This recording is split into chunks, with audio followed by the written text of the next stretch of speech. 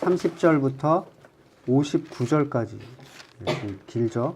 요한복음 6장 30절부터 59절까지입니다. 제가 봉독합니다. 그들은 다시 물었다. 우리에게 무슨 표징을 행하셔서 우리로 하여금 보고 당신을 믿게 하시겠습니까? 당신이 하시는 일이 무엇입니까? 그는 하늘에서 빵을 내려서 그들에게 먹게 하셨다 한 성경 말씀대로 우리 조상들은 광야에서 만나를 먹었습니다. 예수께서 그들에게 대답하셨다. 내가 진정으로 진정으로 너희에게 말한다. 하늘에서 너희에게 빵을 내려다 주신 이는 모세가 아니다. 하늘에서 참빵을 너희에게 주신 분은 내 아버지시다. 하나님의 빵은 하늘에서 내려와 세상에 생명을 주는 것이다. 그들은 예수께 말하였다. 주님, 그 빵을 언제나 우리에게 주십시오. 예수께서 그들에게 말씀하셨다. 내가 생명의 빵이다. 내게로 오는 사람은 결코 줄이지 않을 것이요. 나를 믿는 사람은 다시는 목마르지 않을 것이다. 그러나 내가 이미 말한 대로 너희는 나를 보고도 믿지 않는다. 아버지께서 내게 주시는 사람은 다 내게로 올 것이요. 또 내게로 오는 사람은 내가 물리치지 않을 것이다. 그것은 내가 내 뜻을 행하려고 하늘에서 내려온 것이 아니라 나를 보내신 분의 뜻을 행하려고 왔기 때문이다. 나를 보내신 분의 뜻은 내게 주신 사람을 내가 한 사람도 잃어버리지 않고 마지막 날에 모두 살리는 일이다. 또한 아들을 보고 그를 믿는 사람은 누구든지 영생을 얻게 하시는 것이 내 아버지의 뜻이다. 나는 마지막 날에 그들을 살릴 것이다. 유대인들은 예수께서 내가 하늘에서 내려온 빵이다 하고 말씀하셨으므로 그분을 두고 수군거리면서 말하였다. 이 사람은 요셉의 아들 예수가 아닌가? 그의 부모를 우리가 알지 않는가? 그런데 이 사람이 어떻게 하늘에서 내려왔다고 하는가? 그때 예수께서 그들에게 말씀하셨다. 서로 수군거리지 말아라. 나를 보내신 아버지께서 이끌어주지 아니하시면 아무도 내게 올 수 없다. 나는 그 사람들을 마지막 날에 살릴 것이다. 예언서에 기록하기를 그들이 모두 하나님께 가르침을 받을 것이다 하였다. 아버지께 듣고 배운 사람은 다 내게로 온다. 이 말은 하나님께로부터 온 사람 외에 누가 아버지를 보았다는 것을 뜻하지 않는다. 하나님께로부터 온 사람만이 아버지를 보았다. 내가 진정으로 너희에게 말한다. 믿는 사람은 영생을 가지고 있다. 나는 생명의 빵이다. 너희의 조상은 광야에서 만나를 먹었어도 죽었다.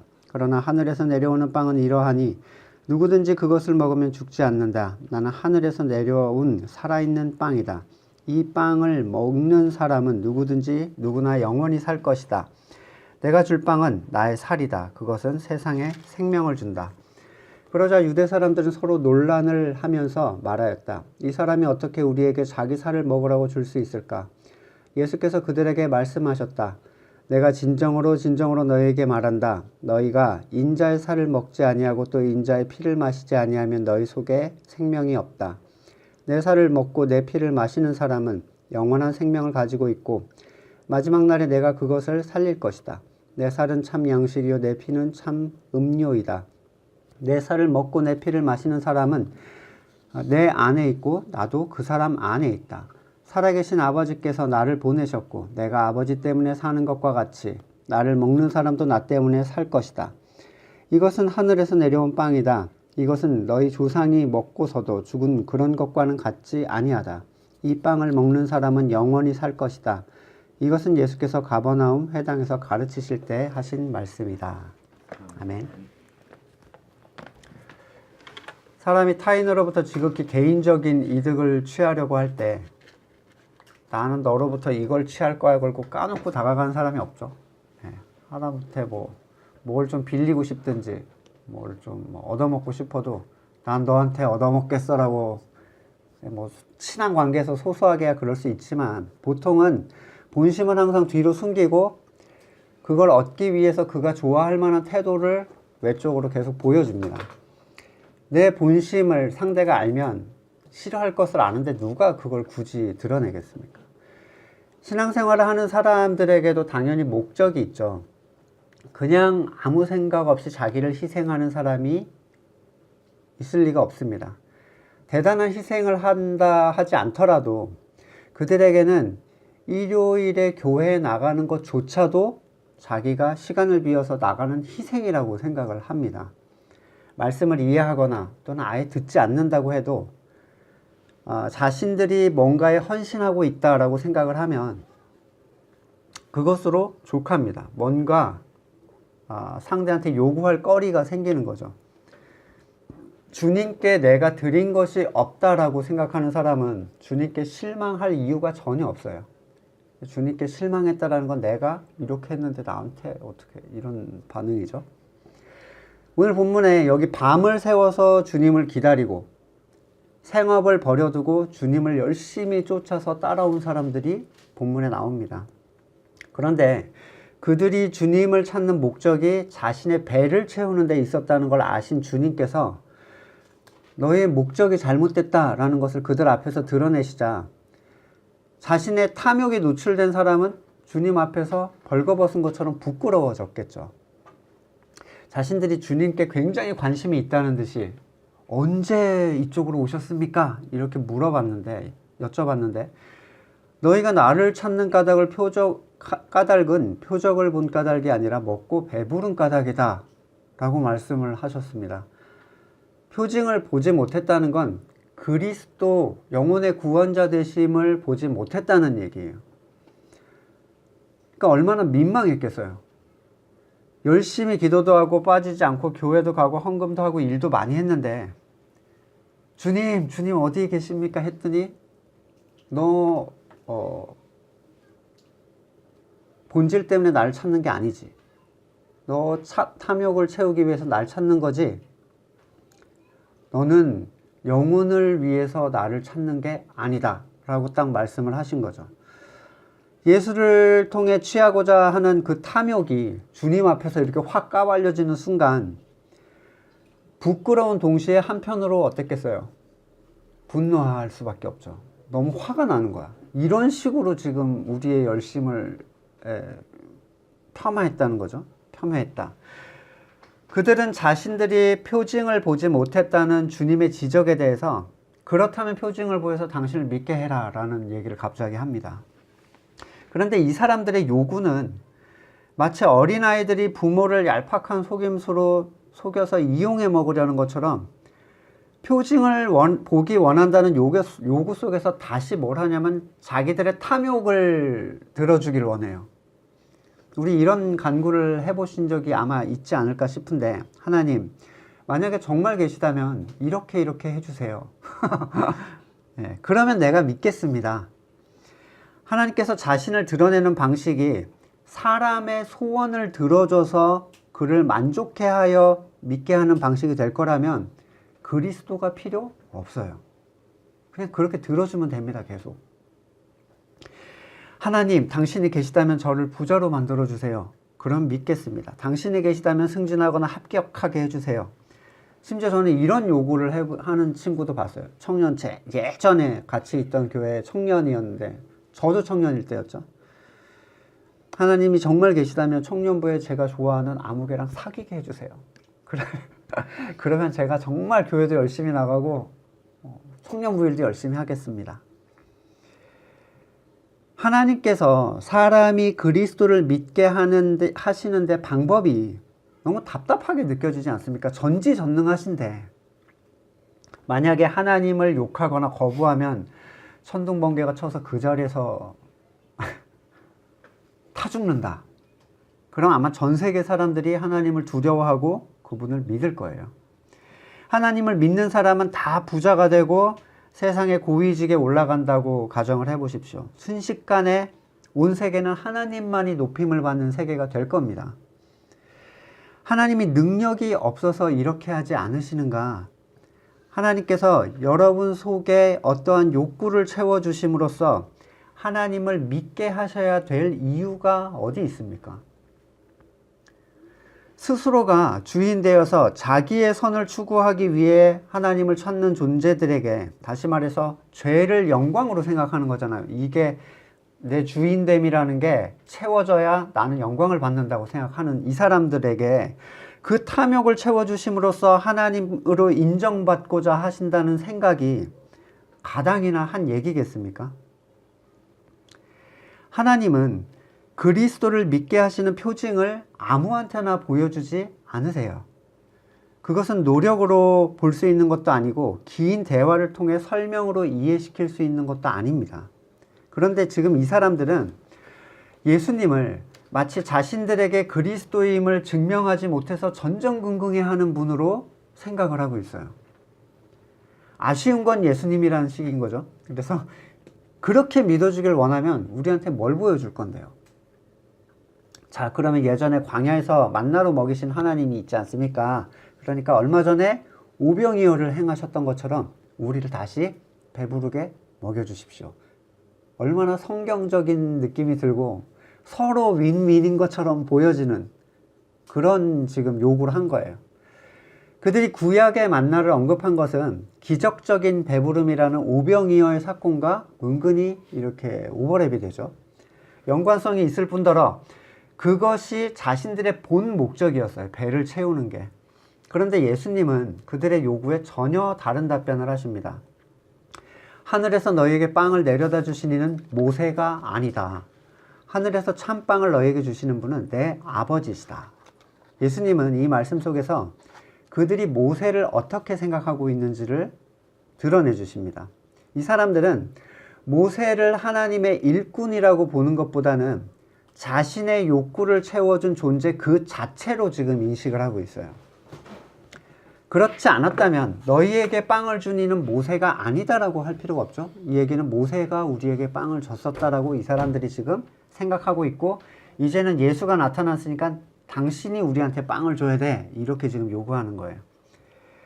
모세를 보내신 하나님께서 모세를 통하여 무엇을 말씀하고 계시는가가 중요한 게 아니라 그 모세라는 존재가 구약 때 엄청난 능력으로 이스라엘을 끌고 다녔던 사람이니 이제 새로운 선지자는 모세가 떡을 준 것처럼 자신들의 필요를 채워줘야 된다라고 생각을 합니다. 모세는 구약의 선지자고 옛 언약에 속한 율법을 사람들에게 전달해 준 중개자예요. 우리는 구약과 신약이 어떤 의미에서 큰 차이가 있는지를 좀 알아야 됩니다. 어제 저희 둘째가 질문을 했어요. 갑자기 질문을 한 거예요. 하나님이 아빠, 성경에서는 왜 아담아 이러고 말을 했는데 요즘엔 말을 안 하네요. 그렇죠? 그래서 제가 설명을 했어요. 방식이 바뀐 거야. 이제는 그런 방식으로 얘기 안 하셔. 근데 아빠는 들을 수 있어. 하나님이 뭐라고 하시는지 아빠는 알 수 있어. 자기는 어떻게 하네요? 넌 몰라. 왜냐하면 너는 영이 살아나지 않았거든. 이 얘기가 굉장히 중요한 얘기예요. 구약에서의 기적의 역사는 대부분 세상에 속한 사람들도 다 볼 수 있는 내용들이었죠.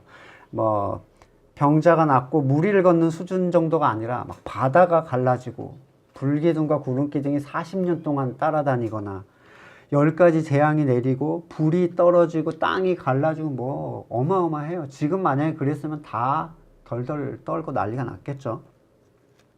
심지어는 하나님이 직접 나타나셔서 영광을 보여주시기도 했고, 왜 이렇게 하셨을까? 왜 지금은 그런 일들이 하나도 일어나지 않는가?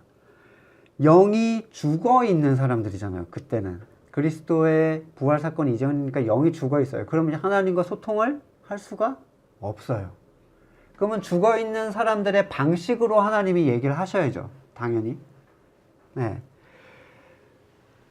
단어도 모르는데 뉴스를 얘기할 수는 없잖아요. 그렇죠? 그러니까 하나하나 알파벳부터 찝어주는 게 지금 그렇게 눈에 보여지는 어떤 사건들이에요. 이제는 하나님의 영을 받아서 세상이 보지 못하는 것들로 소통을 하는 새 말을, 새 방언을 얘기하고 새 찬양을 드리는 영적인 시대가 됐습니다. 유아들에게 가르치듯이 그림 동화를 계속 해줘야 될 필요가 없죠. 네. 거듭난 사람에게 기적을 자꾸 일으켜서 하나님이 계시다는 걸 보여줘야 될 이유가 전혀 없어요. 이제는. 그날이 오면 서로 아무도 하나님을 알라 하지 않을 것이라고 성경엔 얘기합니다. 오늘 본문도 그러죠. 하나님께 배운 자는 다 내게로 올 것이다. 이 배웠다라는 게 자 1번 뭐 이렇게 해가지고 배운 게 아니에요. 하나님과 사람이 영적 소통을 통해서 하나님을 알게 된다라는 의미입니다. 거듭난 사람은 하나님을 이미 아는 존재들이 되고 더 이상 세상의 기적을 통해서 하나님을 알 필요가 없는 시대가 지금 이 시대예요. 구약적 개념에서 벗어나지 못하면 그리스도를 구약에 속한 모세, 옛 언약에 속한 선지자쯤으로 볼 수밖에 없습니다. 구약의 축복의 현상은 언제나 세상의 번영으로 표현이 됐었어요.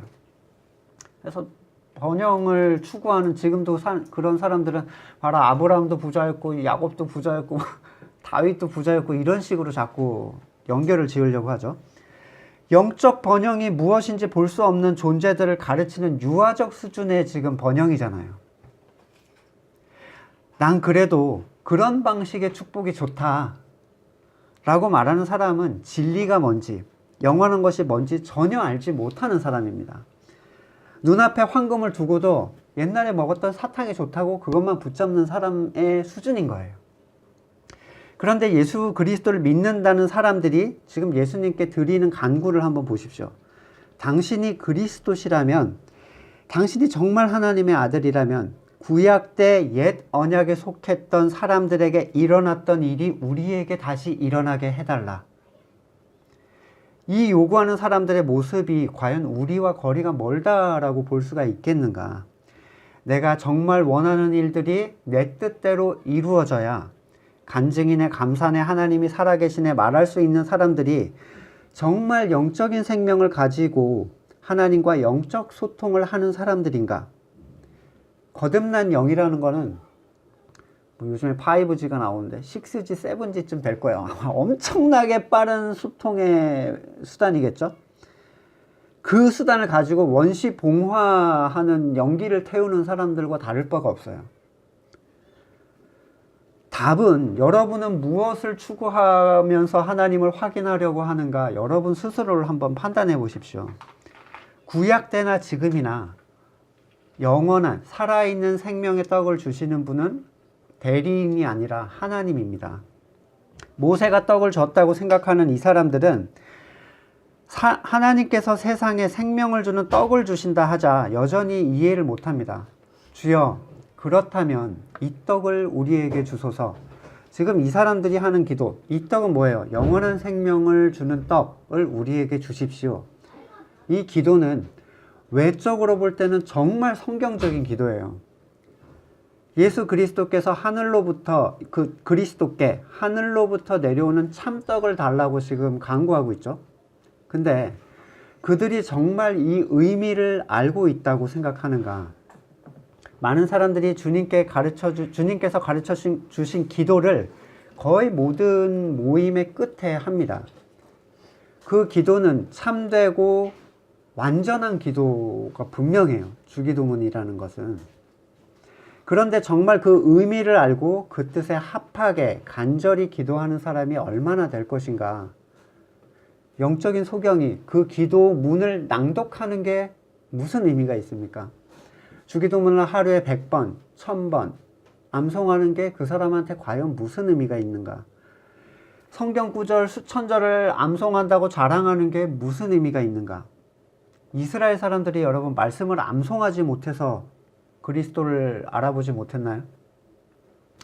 사람이 만들어 놓은 방식으로 신앙생활을 추구하는 것이 온전하게 그 사람한테 영적인 생명을 주지 못합니다. 그들은 자신들에게 하늘에서 내리는 생명의 떡을 달라고 예수님께 요청했지만 예수님께서 말씀하시는 것은 역시 이상하게 들리는 대답이에요. 한 번도 요구한 사람의 질문에 의도대로 답을 해주시는 적이 없어요. 내가 생명의 빵이다. 내게로 오는 사람은 결코 줄이지 않을 것이요 나를 믿는 사람은 다시는 목마르지 않을 것이다. 아니, 사람들이 원한 대답은 이런 게 아니었습니다. 이 사람들은 실제로 육체적으로 허기지지 않는 것을 요구했고 자신이 탐욕들이 채워지는 걸 요구한 거예요. 하지만 예수님의 대답은 그들이 이해할 수 없는 종류의 대답이었습니다. 주님의 말씀을 그대로 되짚어 봅니다. 내게로 오는 사람은 결코 줄이지 않으며 믿는 사람은 목마르지 않을 것이다. 이 굶주림과 목마름은 무엇에 관한 것인가? 우물가의 여인 사건이 그에 대한 답을 해주는데, 이 목마름은 먼저는 영적인 생명에 관한 것이에요. 그러니까 여기에 대하여 너희가 목마르지 않을 것이다. 자, 굶주림과 목마름이 있으려면 전제가 있어야 됩니다. 하나의 전제가 있어야죠. 그가 어떤 존재여야 된다는 거예요? 살아있는 존재여야죠. 살아있는 존재여야 배도 고프고 목도 마른 거예요. 죽은 존재에게는 발생할 수 없습니다. 거듭나지 않은 사람은 누구도 영적인 생명에 목마르거나 배고파하지 않습니다. 불가능해요. 하지 않는 게 아니라 할 수가 없는 거죠. 근데 우물가의 여인이 영적인 생명을 갈망했었나를 생각해 보세요. 예수님을 만났을 때. 갈망하지 않았어요. 요청한 게 뭐예요? 그 여인의 상태가 뭐였습니까? 자신의 세상적인 탐욕을 채우기 위해서 남성을 계속 추구하는 여자였잖아요. 그러면 그에게 영생하도록 솟아나는 생명수를 주신 후에 그의 세상에 대한 목마름은 어떻게 됐어요? 사라졌죠. 그건 채워진 게 아니라 사라진 거예요. 다시 강조드리면 영적인 채움이라는 것은 육적인 허기를 채워주는 게 아니라 육적인 허기를 사라지게 합니다. 사람의 본질이 채워지고 진리에 속한 것이 충족이 되면 한시적이고 상대적인 가치는 그 힘을 잃게 됩니다. 5만원짜리 권 앞에서 10원짜리의 가치가 사라지듯이 그렇게 사라지는 거예요. 만약에 그리스도를 통해서 부를 채우려고 하고 성공과 명예를 추구하려고 했다면 그 사람은 거듭난 후에야 자신이 추구하는 게 얼마나 쓸데없고 무의미한 것인지를 발견하게 되는 거예요. 예수님은 육을 채우심으로 사람을 만족시켜 주시는 분이 절대로 아니에요. 왜냐하면 그 만족은 채워지지 않아요. 권력을 추구하는 사람이 대통령이 되면 이제는 만족했다라고 하지 않는단 말이에요. 그걸 죽을 때까지 유지하려고 하지. 물론 이 말은 육적인 것이 중요하지 않다는 얘기는 우리가 밥을 먹어도 안 먹어도 된다는 얘기나 또는 세상을 떠나서 살 수 있냐 이런 어거지식의 반대를 불러올 수 있다는 것도 압니다. 그렇겠죠. 하지만 주님의 채움은 인간 본성의 탐욕을 채우기 위한 채움이 아니라는 사실을 분명히 인식해야 되고, 만약에 우리에게 세상에 속한 또 영원하지 않은 것에 대한 목마름과 배고픔이 있다면 그건 지금 주님께서 하신 말씀에 근거하면 뭐예요? 우리가 주님께 가지 않았다는 것이고 주님을 믿고 있지 않다는 얘기예요. 그렇죠? 너희가 내게로 오면 목마르지 않을 것이요 내게 나를 믿으면 배고프지 않을 것이다 하셨잖아요. 우리가 주님을 믿는다면서도 우리의 탐욕과 혼적인 배고픔, 목마름이 있다는 것은 우리의 믿음이 거짓이라는 걸 분명하게 증거해 주는 얘기예요. 여러분, 내가 믿는다고 해서 믿는 게 아니라 믿음에 대한 증거를 우리는 이 안에서 확보해야 돼요. 내가 정말로 믿고 있는가 그렇지 않은가. 만약에 이게 아니라면 반대로 우리가 아닌 주님이 거짓말쟁이가 됩니다. 주님을 믿고 있는데 왜 허기가 집니까? 당신은 거짓말쟁이입니다. 둘 중에 누가 거짓말쟁이겠어요? 물어볼 필요가 없죠. 누가 거짓말을 하고 있는지는. 하늘에서 내려오는 떡이 우리에게 어떤 현상을 가져다 주는지에 대해서 예수님께서는 분명하게 설명을 하고 계세요. 세상의 욕망으로부터 자유로울 수 있다면 우리는 사탄이 주인되어 있는 이 세상으로부터 자유로울 수가 있습니다. 물질로부터 자유로울 수 있을 때 빈곤이 가져다 주는 두려움으로부터 자유로울 수가 있어요. 세상의 성공과 욕망으로부터 자유로울 수 있을 때 실패와 낮아짐에 대하여 그 낮아짐이 주는 두려움으로부터 자유로워질 수가 있습니다. 사람의 인기나 명예, 사랑받음에 대하여 자유로울 수 있을 때 소외나 비난에 대한 두려움으로부터 자유로워질 수 있습니다. 건강의 욕망으로부터 자유로워질 수 있을 때 나약함에 대한 두려움으로부터, 삶에 대한 소망으로부터 자유로워질 수 있을 때 죽음에 대한 공포로부터 자유로워지게 됩니다. 세상에서 세상에 속한 자들이 추구하는 그 소망의 무가치함을 알게 될 때 그것의 부재에 대한 두려움이 사라지게 돼요. 이게 얼마나 사탕이 얼마나 애들은 사탕 없으면 울죠. 내 건 어디서 그러고 울어요. 근데 그게 쓸데없는 거라는 걸 알면 그게 있고 없고는 상관없어요. 어제 저희 꼬맹이 둘째랑 첫째가 문자를 하면서 서로 뭘 하냐면 밤에 어머니가 그러더라고요.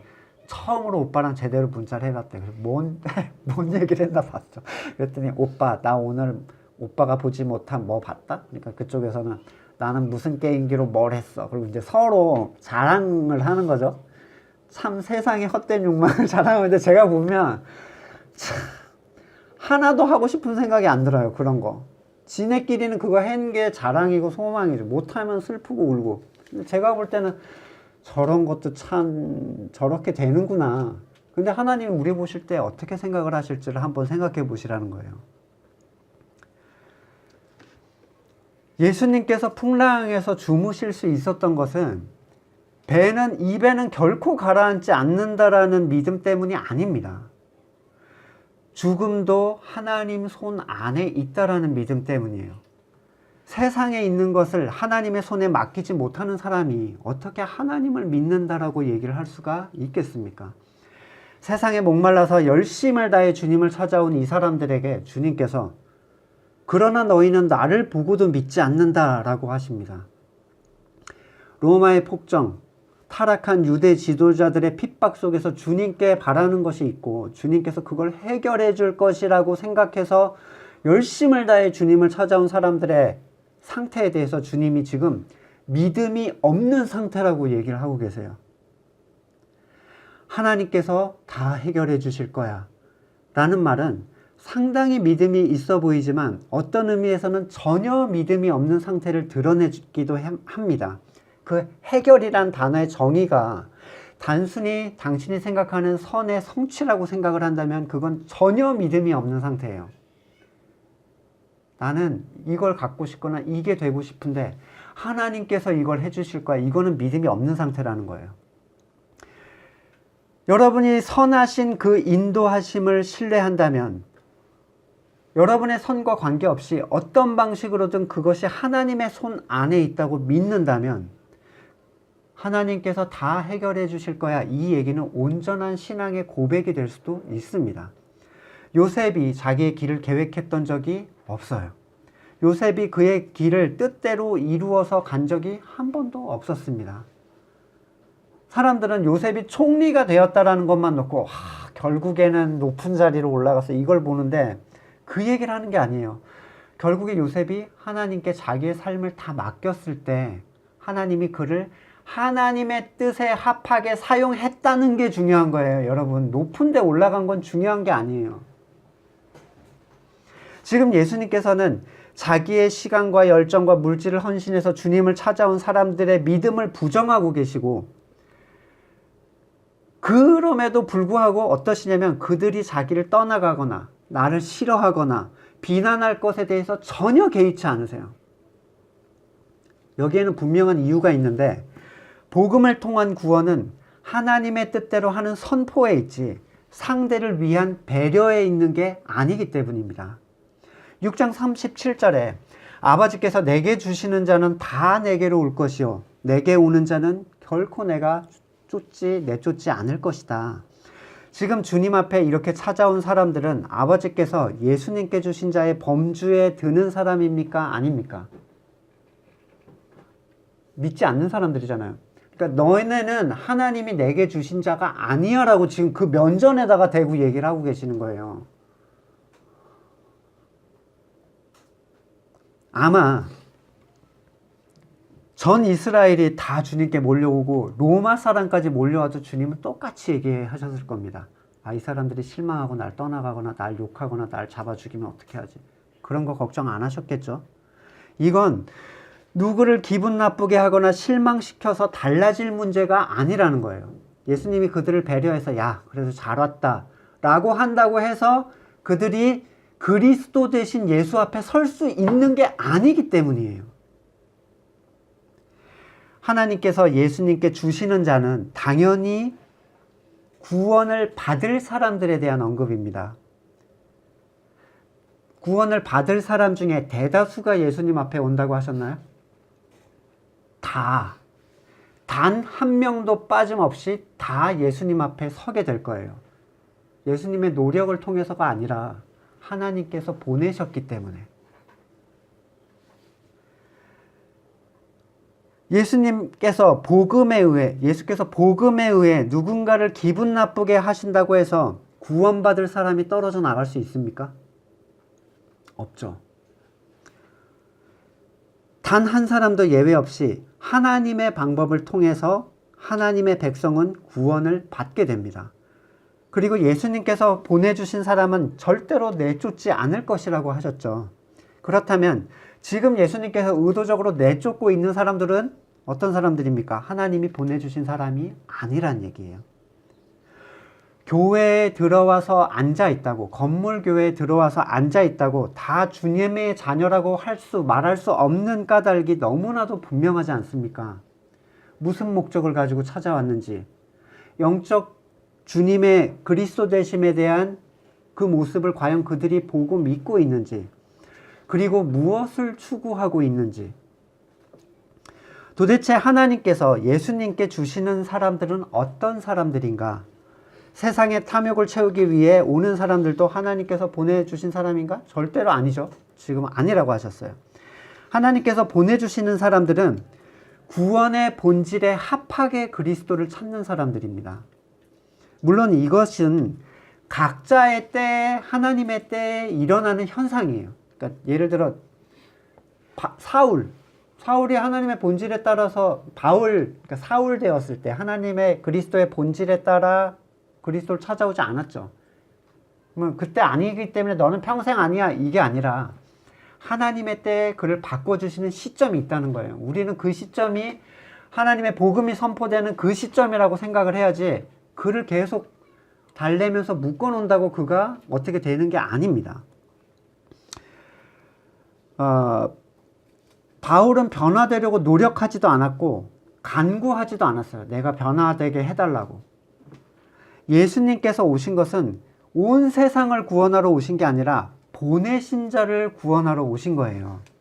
칼빈의 5대 교리 중에 제한적인 속죄라는 부분이 있는데 어떤 사람들은 받아들이지 않아요. 너무 하나님이 인정이 없는 것처럼 느껴진다는 거예요. 사랑의 하나님이 어떻게 원하는 사람만 구원을 할 수가 있어.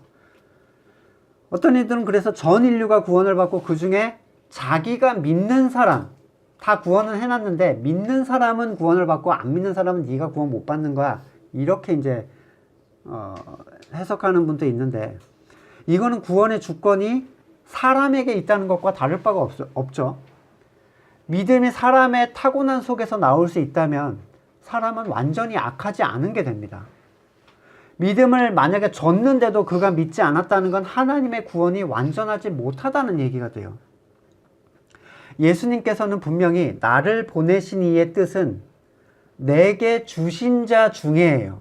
그 중에 하나도 잃지 않고 마지막 날에 다시 살리는 것이다 라고 하십니다.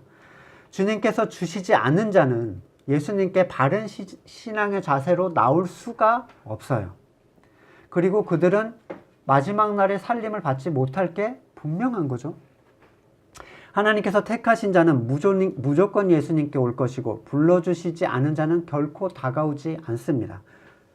이것은 세상을 쫓아 예수님을 따르던 사람들이 듣고 기분 나쁘고 서운하고를 고민할 내용이 아니에요. 예수님께서 그들의 탐욕을 드러내시고 자기 자신이 하늘에서 내려오신 떡이라고, 이 사람 듣기에는 해괴망측한 얘기인 거죠. 이 소리를 하자 주님을 왕으로 잡아서 억지로 왕을 삼으려고 했던 이 사람들이 어떻게 되죠? 슬슬 열이 받기 시작하는 거예요. 이제 본색이 나타나기 시작합니다. 자기들의 욕구 충족에 대한 요구가 거부당했을 뿐만 아니라 자신들을 지금 구원과 상관없는 사람으로 몰아가고 있는 거예요, 예수님이. 그 면전에서 야, 쟤네는 구원과 상관없어가 아니라 너네는 구원과 상관없어, 지금 예수님이 이러고 계시는 거죠. 건물교회에 들어와서 앉아있는 모든 사람이 하나님의 부름을 받았기 때문에 여기 지금 들어와 앉아있다 라고 하면 예수님도 야 너네가 하나님의 부름을 받았기 때문에 여기 서 있는 거야 라고 말씀하셨었어야 돼요. 정말로 그들이 표징을 보고, 표징은 전에 여러 번 말씀드렸어요. 그리스도 대신 영혼의 구원자 되시는 표징을 보고 와서 영원한 것을 위하여 간구하고 있는가? 극소수의 사람만이 부르심을 받고 그 중에 적은 수만이 택함을 받는다고 예수님은 분명히 말씀하셨습니다. 교회에 들어와 있는 것이 부르심이라면 로마 교회 때 그 국교화된 그 교회는 교회가 아닌가요? 그 동네 태어난 모두가 믿는다는 이름으로 세례를 받고 다 예배 드리고 다 헌금 냈지만 정말 그들이 하나님과 예수님의 복음을 알고 있었는가?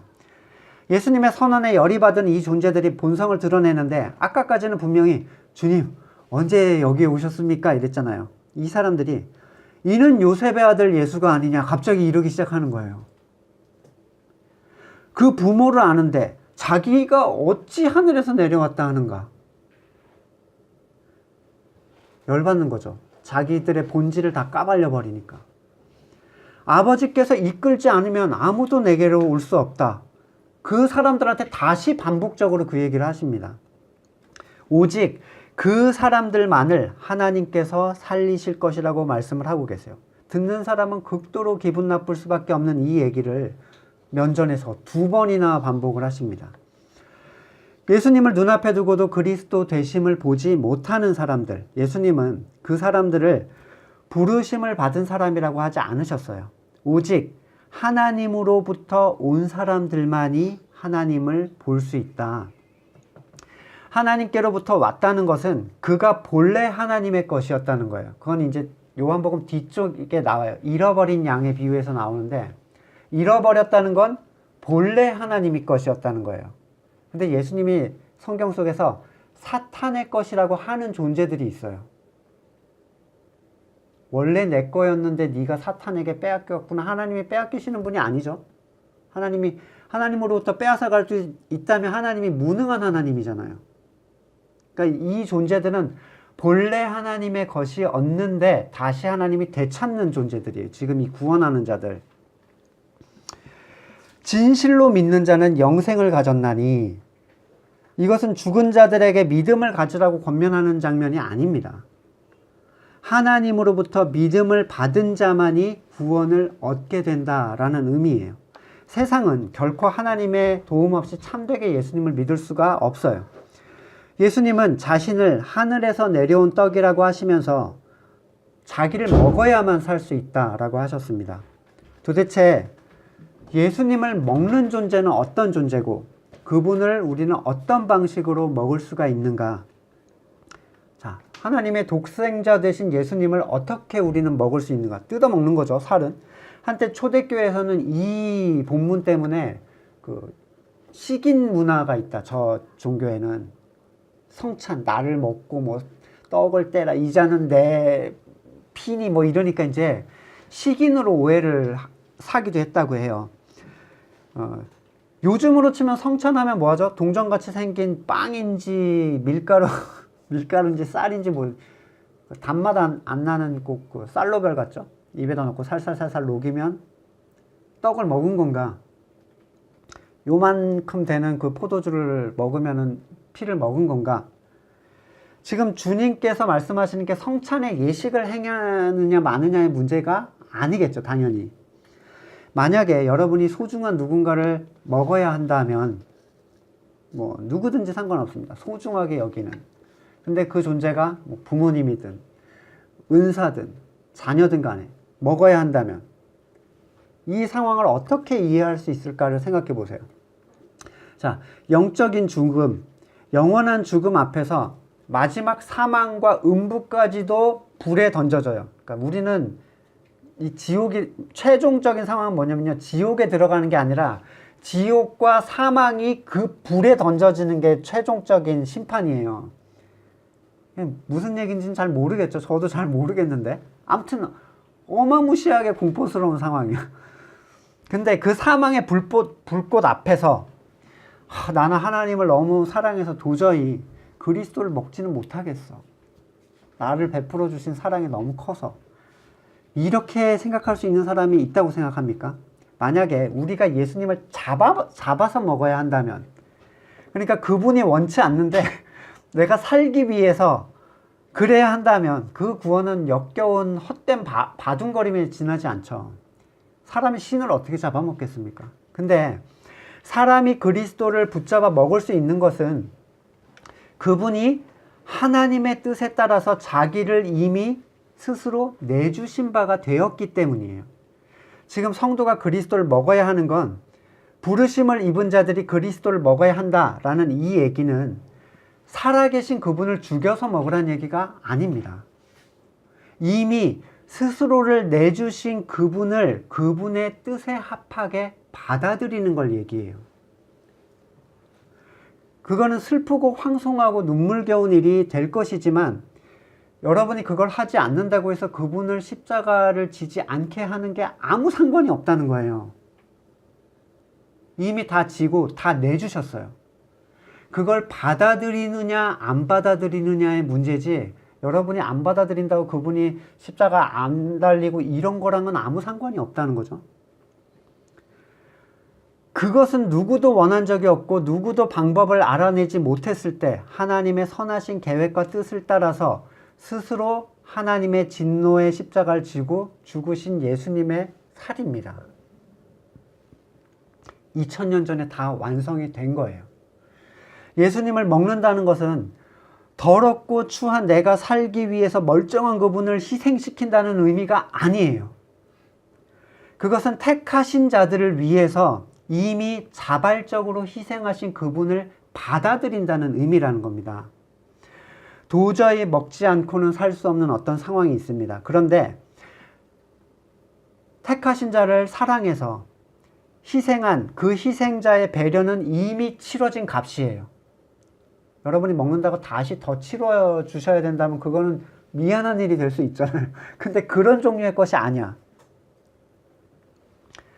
그분의 희생을 되돌릴 수 있는 방법이 아니라는 겁니다. 이미 치러 놓은 것을 먹지 않는다면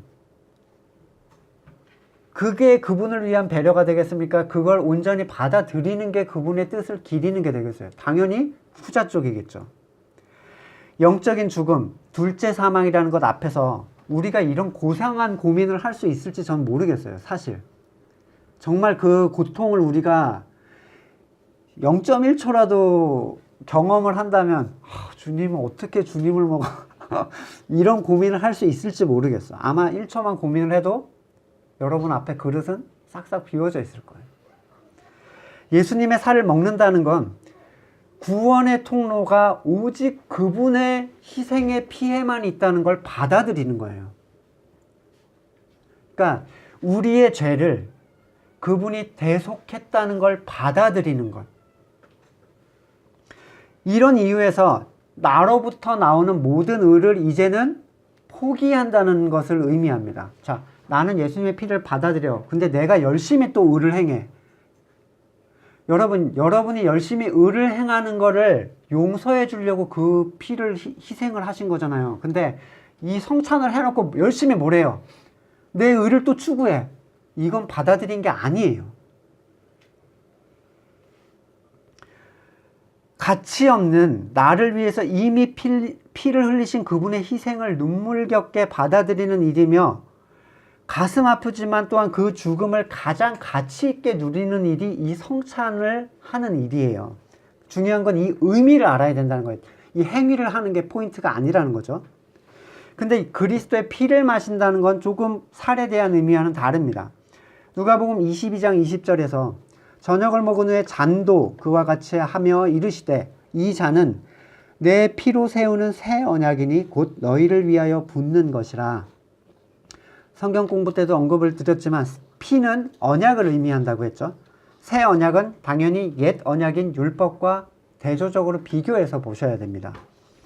완전하지 못한 옛 언약이기 때문에 새 언약이 필요하다라고 하셨죠. 히브리서 8장 13절에 새 언약이라고 말씀하셨으니 첫 것은 낡아지게 하신 것이니 낡아지고 쇠하는 것은 없어져 가는 것이다.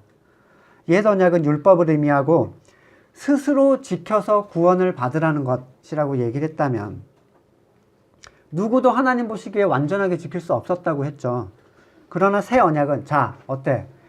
죽고 살고 해봤는데 못하겠잖아. 완전하게 못하잖아. 항상 못하잖아. 자 이제는 내가 해줄 테니까 쉬라는 거예요. 그게 안식입니다.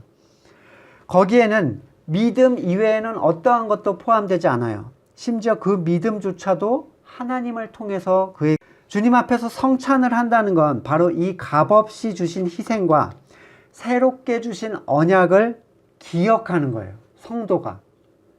여러분 성도가 우리가 영적인 공동체죠. 그래서 지체잖아요. 지체. 우리 지체라고 하죠. 여기는 머리죠. 그리스도 대신 머리. 성도가 뭔가를 먹으면 먹는다는 이 음식은 영적인 거겠어요? 우리가 먹는 포도주랑 그 밀가루 전병이겠어요? 영적 내용이에요. 영적 내용인데 이해할 수 없는 사람들이잖아요, 지금. 영이 살아있지 않으니까. 그게 무슨 얘기인지 모르니까. 그러니까 육적인 예식을 통해서 나를 기억하라, 기념하라. 그러나 그 핵심은 무엇이다라는 걸 드러내 주셨다는 거죠. 근데 이게 예전화되면서 예식이 핵심이 돼버렸어요. 예식이 핵심이 되고 본질은 상관이 없어졌어.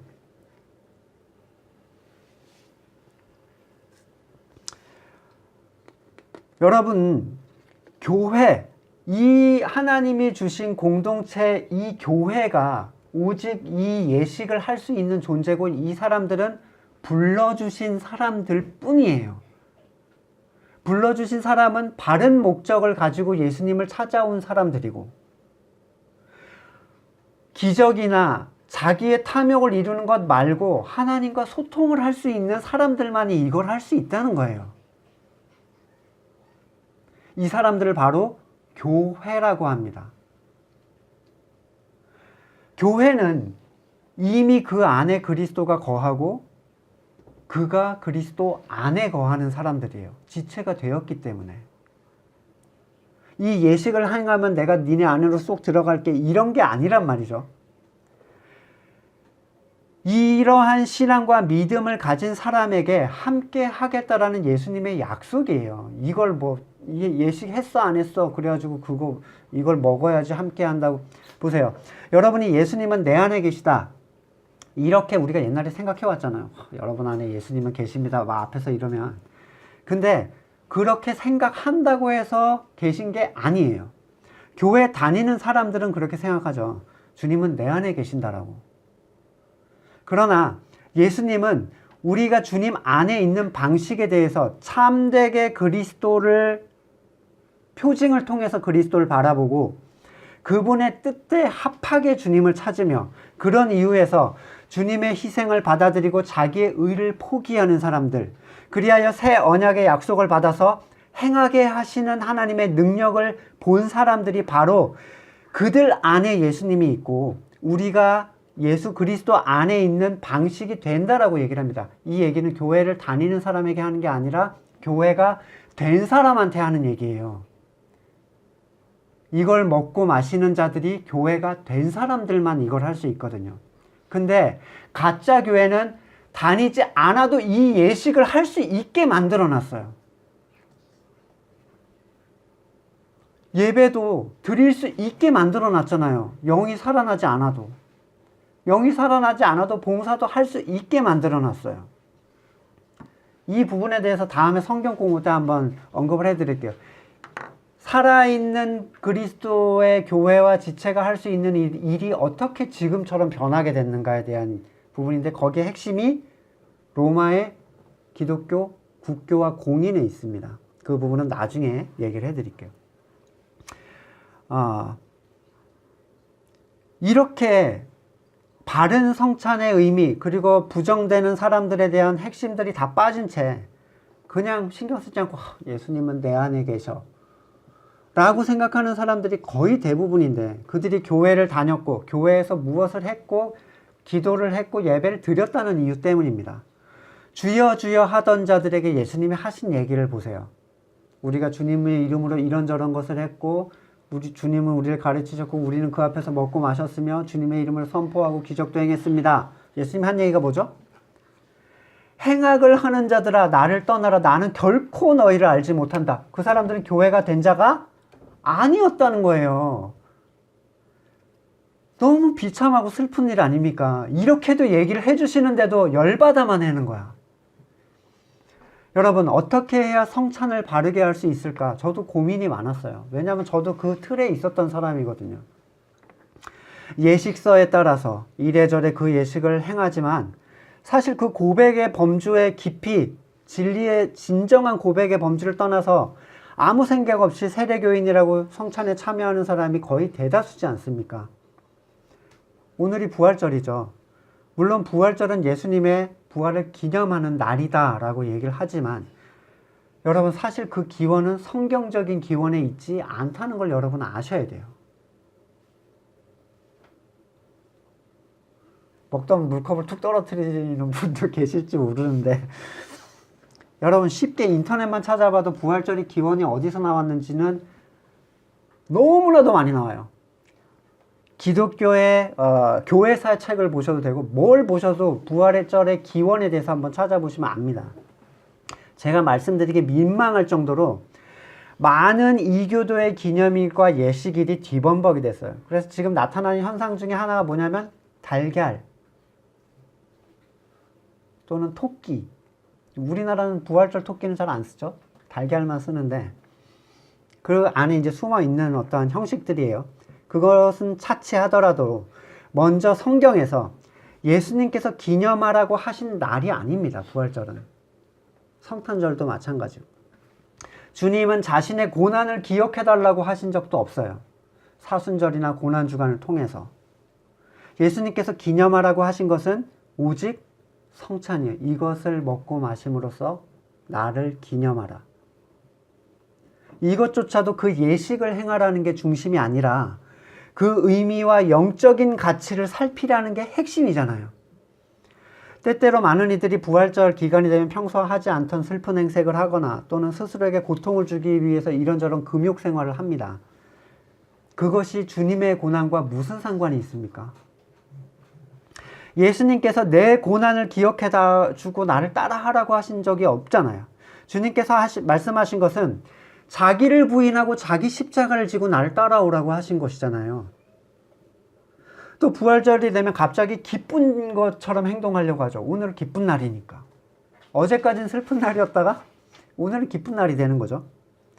이미 2000년 전에 다 이루고 올라가신 완료의 상태인데 오늘 아침에 살아나신 것 같은 행동들을 우리가 다시 준비하죠. 어제는 죽으쳤다가 오늘 아침에 살아나는 일이 1년 주기로 반복이 되는가? 예수님의 생애를 1년 주기로 돌리는 게 우리한테 필요한 것인가? 카톨릭에 나온 예전들은 언제나 형식에 많은 의미를 두는데 초대교회는 주일, 안식 후 첫날을 예수님의 부활을 기념하면서 기뻐하고 성찬을 행했다는 기록들이 있습니다. 그들은 이 주일 외에 특별한 절기를 지키지 않았는데 2세기경부터 교회가 예수님의 고난과 죽음과 부활을 기념하는 절기를 1년에 한 번씩 하면서 전통이 만들어졌죠. 여러분 의도는 나쁘지 않아요. 근데 문제는 뭡니까? 율법을 더 잘 지키게 하기 위한 의도는 나쁘지 않아. 근데 그게 장로의 유전이 된 거예요. 사람의 계명, 전통이 돼버리는 거예요.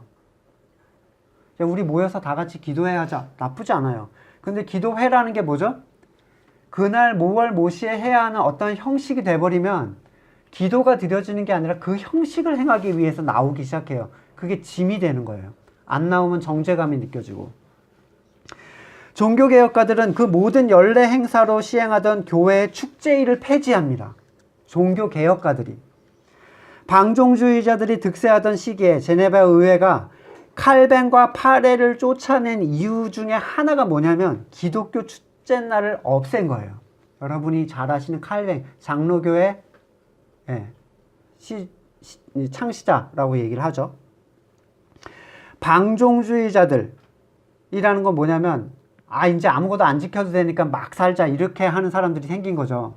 이게 뭐냐면 본래 교회가 아니었던 자들이 교회 틀에서 묶어놨는데 그 형식을 재해버리니까 막 살기 시작하는 거예요, 이제.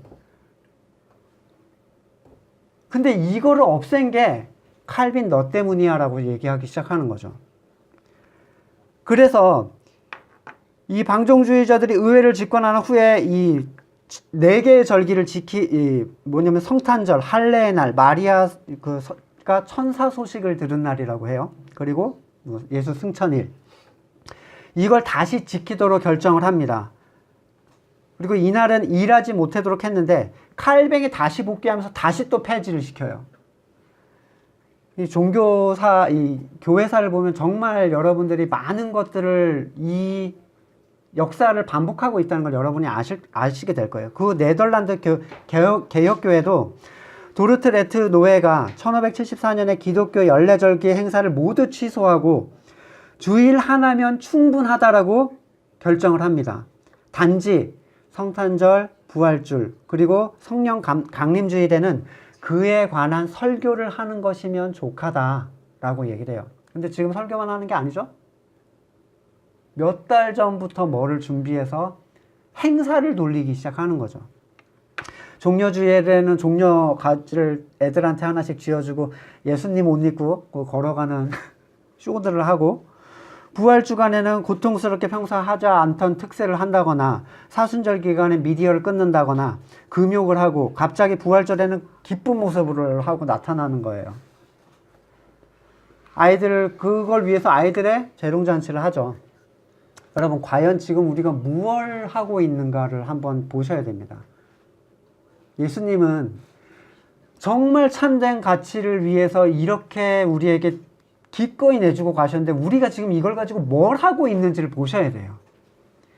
주님의 죽음과 부활은 거듭난 성도의 모든 삶의 순간에 끊임없이 기억되고 끊임없이 체험되어야 하는 것이지 모시에 특별히 뭘 하는 게 아니란 말이에요.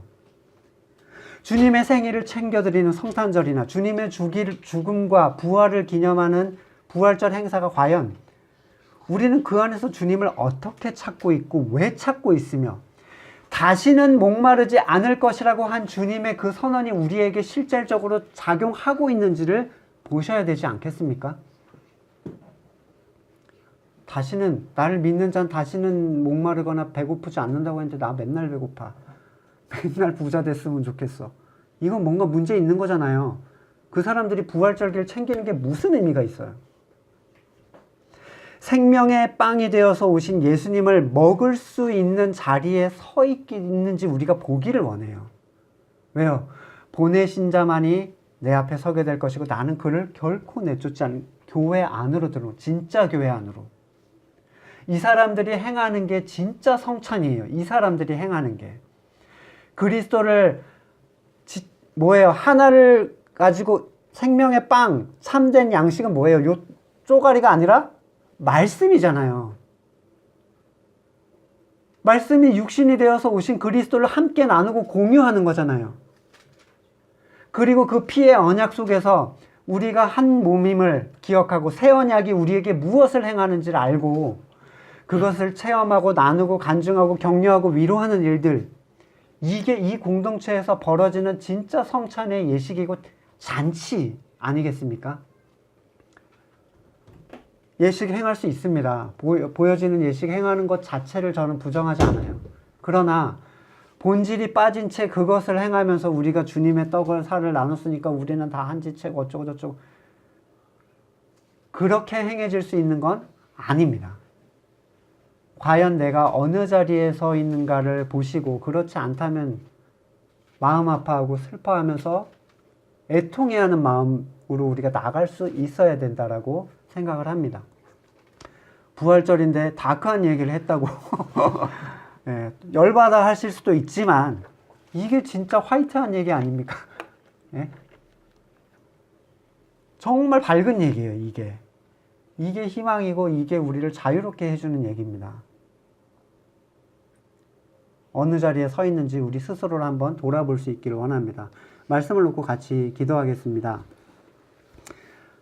참된 가치의 성찬을 앞에 두고 있는 존재인지, 그래서 영적 공동체로 그것을 함께 먹고 누리면서 나아가고 있는지, 아니면 구약 때 행했던 기적 보여달라고, 주님이시면 하나님 살아계시면 나한테 이렇게 해달라고 자꾸 요구하는 게 아닌가. 한번 자신의 삶을 같이 돌아보겠습니다. 기도하겠습니다. 예수님이 2000년 전에 오셨는데, 이미 모든 것을 이루셨는데 아직도 구약에 속한 것으로 주님을 확인하고자 하는 우리의 연약함을 불쌍히 여겨주시옵소서. 온전히 하나님과 소통할 수 있는 가치를 주셨는데도 세상의 것으로 하나님을 확인하고자 했던 우리의 나약함을 용서하여 주시옵소서. 하나님을 말씀 안에서 바라보게 하시고 참된 지체로서 예수 그리스도를 함께 나눔으로써 새 힘을 얻게 하시며 자라게 하시며 또한 연약한 자를 붙잡아 일으켜 줄 수 있는 우리가 되기를 원합니다. 온전히 그리스도 한 분만으로 만족하는 우리가 되게 하시고 세상의 모든 두려움들이 온전히 하나님 앞에서 사라질 수 있기를 원합니다. 우리의 나약함을 불쌍히 여겨주시옵시고 그리스도의 참된 가치가 우리의 삶 가운데 흘러나올 수 있도록 은혜를 베풀어 주시옵소서. 지금은 우리 구주 예수 그리스도의 은혜와 하나님의 사랑과 성령의 교통하심이 참된 음료와 참된 빵을 먹기를 소망하는, 그리고 그것을 누림으로써 하나님의 뜻을 행하기를 소망하는 성도들과 가정과 그의 모든 일들 가운데 지금으로부터 영원까지 함께 하시기를 간절히 축원합니다. 아멘.